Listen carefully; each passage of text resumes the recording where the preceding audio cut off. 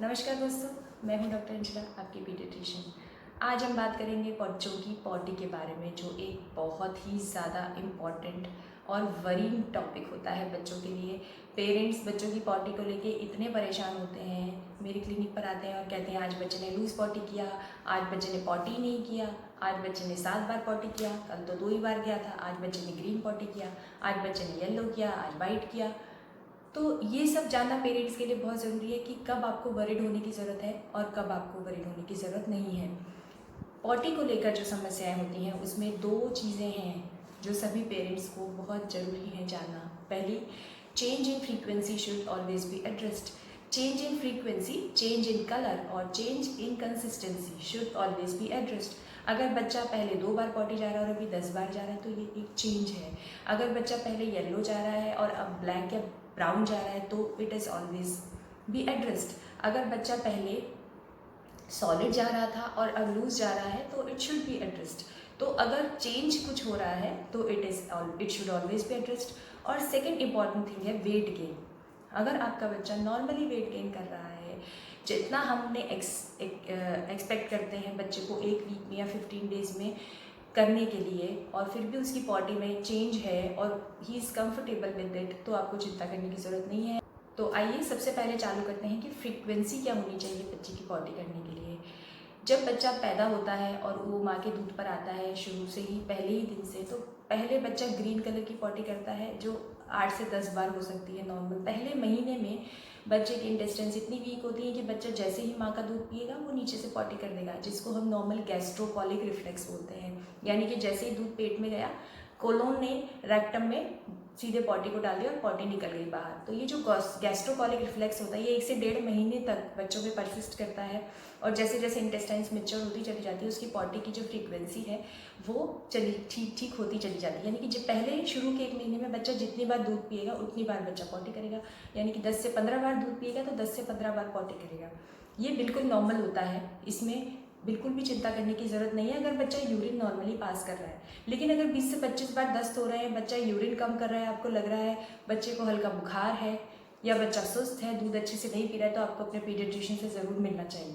लेकिन 10 से 15 बार दूध पी रहा है, अच्छे से दूध पी रहा है, पेशाब अच्छे से कर रहा है, एक्टिव है, हेल्दी है, तो फिर भी आपको बिल्कुल चिंता करने की ज़रूरत नहीं है। तो ये हुई फ्रीक्वेंसी की बात। लेकिन फ्रीक्वेंसी में भी एक इम्पॉर्टेंट चीज़ है, जैसे जैसे बच्चा आगे बढ़ता है, 1-1.5 महीने का होता है, उसकी फ्रीक्वेंसी धीरे धीरे कम होती चली जाती है। और जो एक्सक्लूसिवली ब्रेस्ट फीड बच्चे होते हैं, कई बार वो 5 से 6 दिन में 1 बार पॉटी करते हैं, जो एब्सोल्युटली नॉर्मल है। लेकिन अगर आपको ऐसा लगता है कि बच्चा 4-5 दिन बाद भी पॉटी तो कर रहा है लेकिन वो अनकंफर्टेबल है, उसको 2 दिन 3 दिन हो गए हैं और वो दूध ठीक से नहीं पी रहा है, उसका पेट दुख रहा है, तो आप ग्लिसरीन की सपोजिटरी लेके लैट्रिन के रास्ते में डाल के उसको पॉटी करा सकते हैं। इसके अलावा कुछ दवाइयाँ होती हैं कार्मिनेटिव्स, जैसे कि नियोपेप्टिन ड्रॉप्स होती हैं, बेस्टोजेम्स ड्रॉप्स होती हैं, जो आप अपने डॉक्टर से सलाह लेकर बच्चे को दे सकते हैं ताकि वो कंफर्टेबली पॉटी कर ले और दूध अच्छे से पिए। दूसरी इंपॉर्टेंट चीज़ है कलर ऑफ स्टूल्स। कौन सा कलर है जिसके लिए वरिड होने की ज़रूरत नहीं है और कौन सा कलर है जिसके लिए वरिड होने की ज़रूरत है।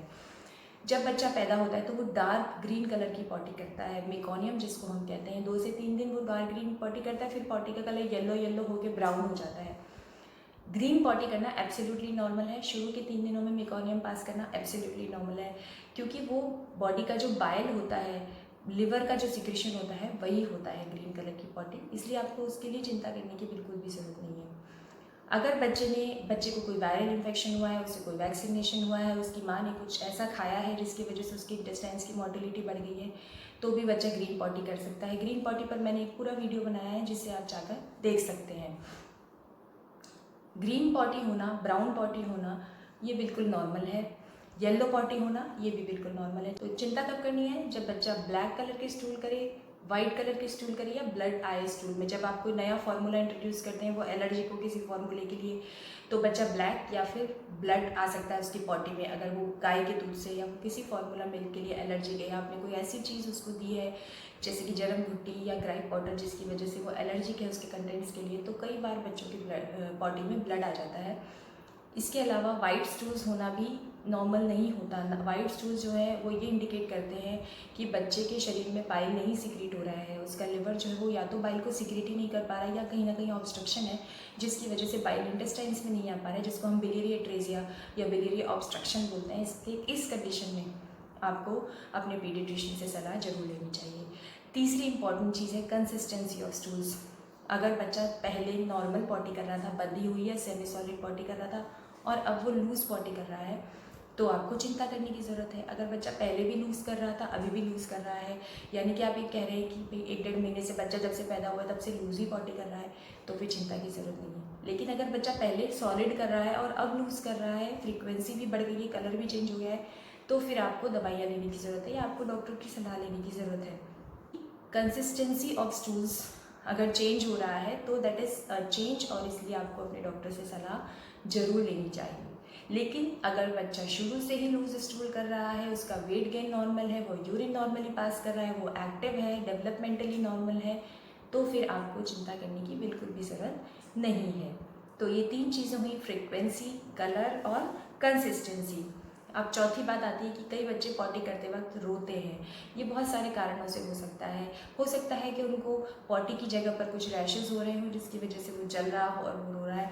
3-4 महीने तक नॉर्मली भी बच्चे यूरिन करने से पहले और पॉटी करने से पहले रोते हैं।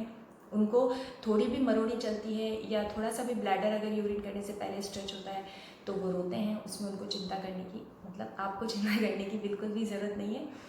जैसे जैसे वो बड़े होंगे उनका रोना अपने आप ठीक हो जाएगा। लेकिन अगर बच्चा पहले कंफर्टेबली पॉटी कर रहा था और वो अब रोने लगा है तो फिर आपको इस चेंज को एड्रेस करने की ज़रूरत है, आपको इस चेंज के लिए अपने डॉक्टर से सलाह लेने की ज़रूरत है।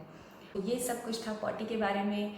मेरे पास इतने सारे व्हाट्सअप मैसेजेस आते हैं कि बच्चे ने ये रंग का पॉटी किया है, बच्चा 4 दिन में पॉटी गया है, या बच्चा 1 दिन में 4 बार पॉटी गया है। और सुबह उठते ही जब मैं वो डायपर के फ़ोटोज़ देखती हूँ तो मैंने कहा आज की चाय मिल गई। So that's all for now. अगर आपकी कोई भी क्वेरीज़ हैं तो मुझे कमेंट बॉक्स में ज़रूर लिखिए। Thank you guys.